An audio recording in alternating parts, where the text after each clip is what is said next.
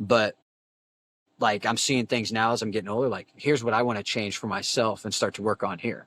So, the biggest thing for me is that what I've learned in all is the biggest thing is just like, don't get so much in motion to where you feel no emotion.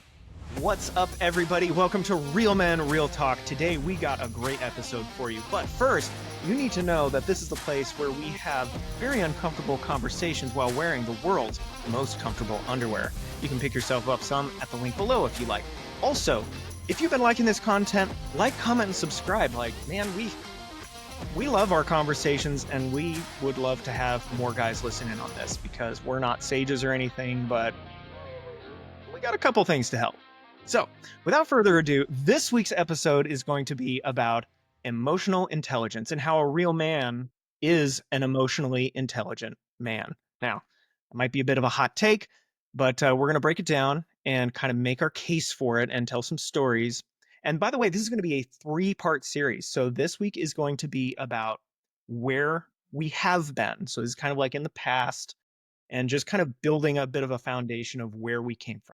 Next week is going to be about where we are. So kind of like what we learned, what worked from our past, what isn't working from our past, what we're doing about it. That's going to be the next week.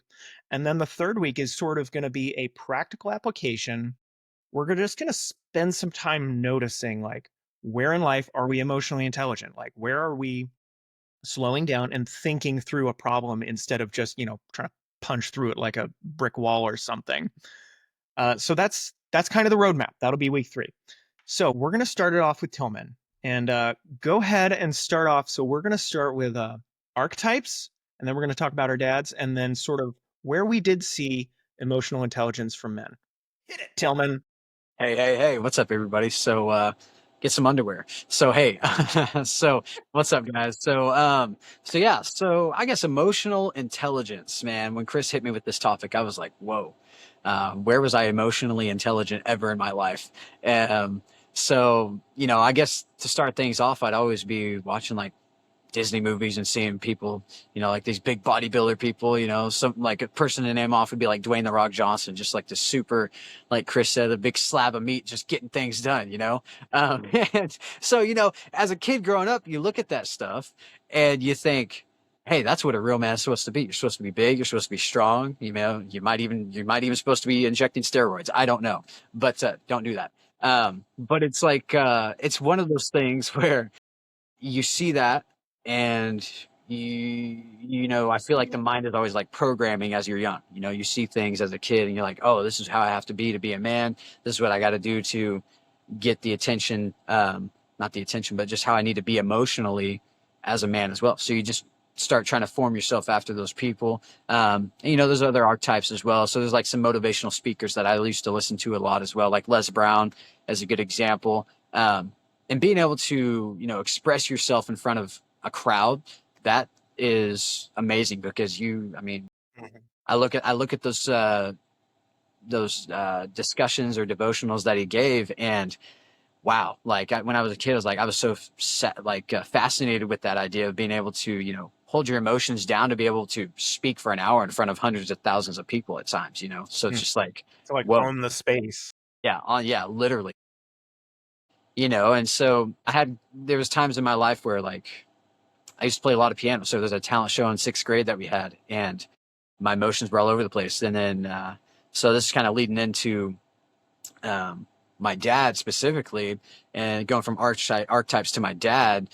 And this is something I just thought about too, Chris. My dad actually, growing up, I didn't see him like get too emotional. I didn't see him, like be too like cry too much or be too soft or anything like that. But there was times where, we like, for example, at this talent show when I was in 6th grade, I was really nervous and he was like, hey, you got this, you got this. And it's just like, he was always pumping me up in life and always just keeping me motivated and stuff like that. But he Yeah, was yeah. also a rock, right? So yeah, it was great for the motivation, but he was also a rock too. So it's just like, uh, and that's not a bad thing. A lot of dads that are out there are just like, hey, you got to do this, get up and make your bed and blah, blah, blah, blah, blah. Right. So it's just like, you work hard, you do, and you go and you go.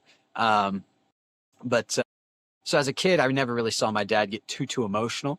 There were times where at like church or at camp outs that we'd have in the Boy Scout program, where we would have devotionals or like a Bible study session or something like that around a campfire.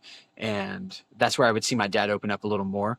And I was like, oh, okay, so he is a human being, you know? And it's so, Man, that's so sad.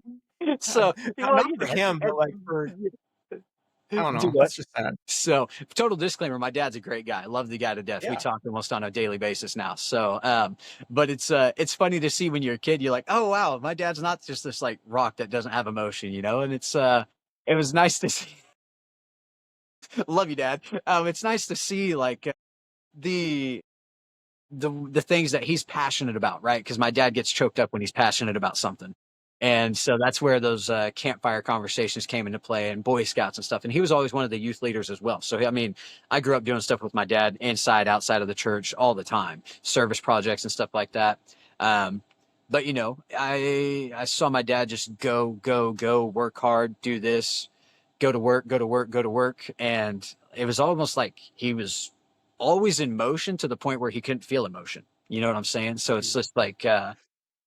you got to slow down. You got to slow down and feel, right? That's what life is about is you got to sit back, you got to hit the brakes, and you got to feel, right? Because he was at a company for 30 years, um, where he was just always go, go, go, go, go. So that's what it Mhm. was just go, go, go, go, go. But I admire my dad for that because I'm the same way. But as I've gotten older, you know, we've had conversations where we've both opened up a little more. And my dad is a person. He is an emotional person, right? He is an emotionally intelligent person. Um, but I think growing up, he just wanted to portray what a real man is supposed to be that he had in his mind, right? Um, and so Yeah. that's one Yeah, because thing. they grew up with archetypes too. Like they grew Exactly. up with images of like what a real man is. Exactly. And so like I know my dad now, like had his archetypes, like you said, Chris, and now, you know, he probably looked up to his dad and my granddad. You know, I know for a fact he was a rock. He's a Vietnam vet and everything like that. So I mean, Yeah. yeah, he's a good guy. You know, it's just uh, but just as I got older, seeing their emotions, my granddad and my father, and just having conversations with them and thinking, wow, like you guys are emotionally intelligent, and I love that you've been able to teach me what you know about life. But like I'm seeing things now as I'm getting older, like here's what I want to change for myself and start to work on here. So, you know, the biggest thing for me is that what I've learned in all is the biggest thing is just like, don't get so much in motion to where you feel no emotion. Sometimes you have to sit back and feel. Sometimes you got to hit the brakes and then, you know, take a deep breath and continue on from there. So, Man, preach it, dude. Oh my gosh, like that's yeah. And honestly, my story it's so I'm a little bit older than you, so my archetypes are a little bit different. And like as we were talking about archetypes, I'm like, oh my gosh, these archetypes that I remember, like these are I don't know if I don't know if Tillman knows these. And this is not generational comparison here. This is just noting a difference. It's so interesting. Yeah, my archetypes were like John Wayne. I watched a ton of those movies and Clint Eastwood and yeah, like Dirty Harry and you've got the shootist for John Wayne there. You got the outlaw Josie Wales back to Clint Eastwood there. And man, like they were just how do I say this? John Wayne just always had this swagger to him. He's like, boy, I tell you, I'm gonna shoot you through the belly, you know, like just just really just could just deliver that line, just like so chill about it. confidence, I'm like, man, I confidence. want to be just like him. Yeah, he's Yeah. so confident. And and then like kind of along to like kind of compare them to my dad, like my dad, he like had this confidence, this drive, this not so much swagger necessarily, but he was a very driven, disciplined person. If it was one thing I really learned from him, it was to, you know, for it was to drive and go for what you want and be disciplined, work hard, be an honorable man, be honest. Even if it hurts, be honest. Uh, but like when we were talking, I sort of got the words of like, you don't want to be so much of a rock that you have the emotional intelligence of a rock. Like it's you, you gotta like live and breathe a little bit. Yes. Um, and similar to Tillman's experience, like my dad is. more emotionally available now. And that could be like, some physiological stuff, like your testosterone slowly goes down as you get a little bit older. All the kids And move out, so stuff like that. yeah, the kids move out and you're not Yeah. driven crazy Right. all the time. Uh, but just seeing him mellow has been really helpful and has given me the ability to sort of give myself permission to be emotional, because like not when your two tools in your tool bag are uh fun and anger, like those are like the two big tools in your tool bag, it doesn't let you kind of experience the broad experience of life. Right. um so check my notes here and get back on track. So that was the story. That was kind of the story with my dad, at least for like, yeah, pretty much till I moved out of the house.